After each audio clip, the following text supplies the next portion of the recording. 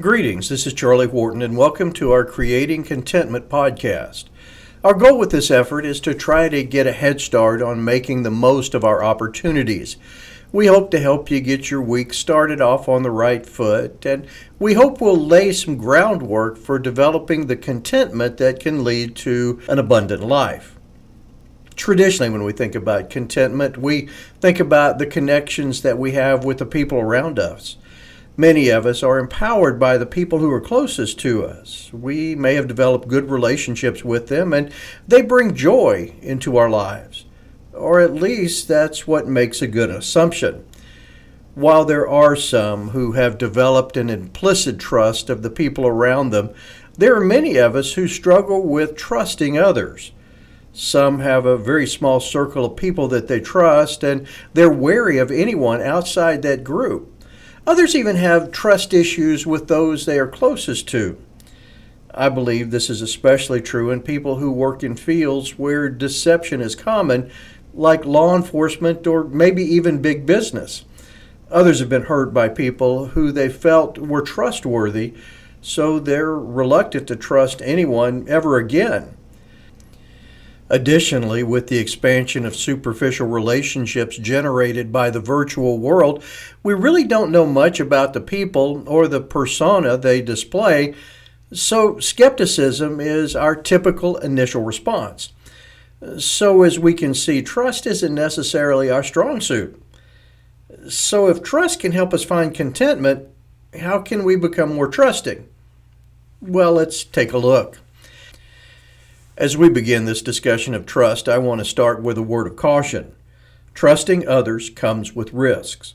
So I'm not advocating that we go out into this modern world and trust everyone we meet. There is a place for good, healthy skepticism. If you're not familiar with that word, it's looking at something to make sure it really is what it seems to be. Now, the problem with skepticism is that it's often confused with cynicism. And cynicism tends to rob us of our contentment, especially when it extends into our closest relationships. When we're convinced that everybody is bad or that everyone is out to get us, we're going to have relationship issues. And when we have relationship issues, we're going to struggle with contentment. So how can we train ourselves to be more trusting of the people around us? Let's take a closer look. I think there are a few things that can help us to learn to trust others. And the first one is to pick trustworthy people to be around. Now, I realize we may not be able to pick everyone with whom we associate, especially in our work world.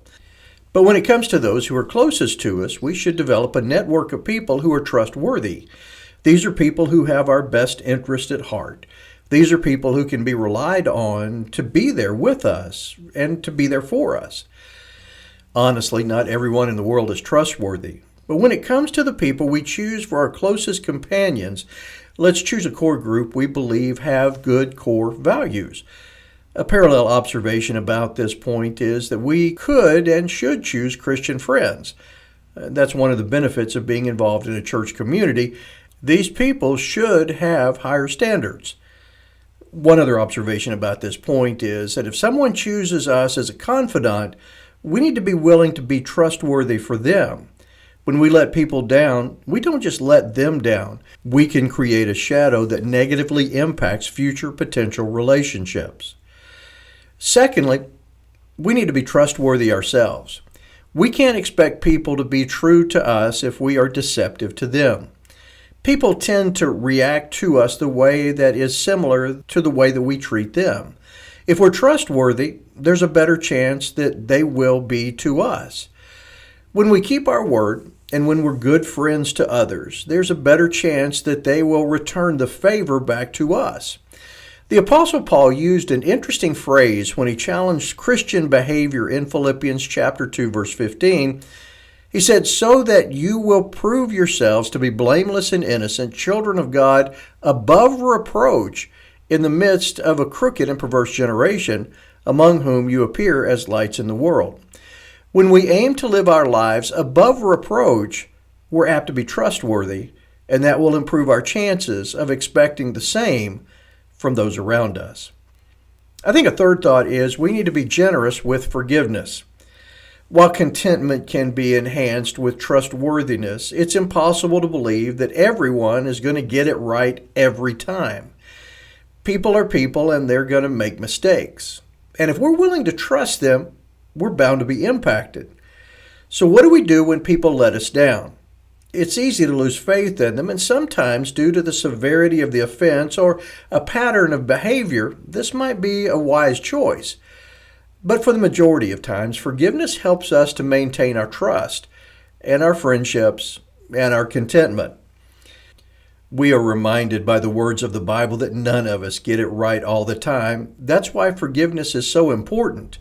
In Ephesians chapter 4, verse 32, again, it's Paul who writes, "Be kind to one another, tender-hearted, forgiving each other, just as God in Christ also has forgiven you." When we're generous with forgiveness and honest about the impact inappropriate actions have on us, we can repair a lot of damage done to trust. One final observation is that we should lead with trust. It's understandable to want people to earn our trust, but how long is it going to take for them to pass all of our tests? Yes, it's risky to trust that someone is going to do right by us, but when we start from this mindset, we'll have a more positive attitude. Now, this isn't to say that we should trust everyone with everything.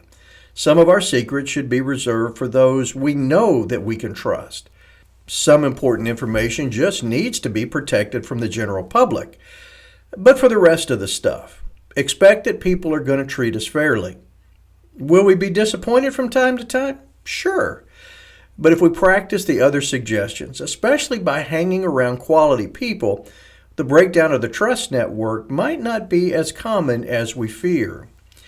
When it comes to trust, it helps us to accept the here and now, which also gives us the capacity to look forward to the future with hope. We can choose to close our world and demand proof that people aren't going to let us down, or we can take our chances with people. Remember, there might be value in skepticism from time to time, but cynicism puts us in a dark place that keeps getting darker the further we crawl into it. We wish the best for you as you work your way through the week ahead. We hope that you'll take a risk and trust more people, and we hope that you'll join us again next week for another chance to discuss ways that we can create contentment.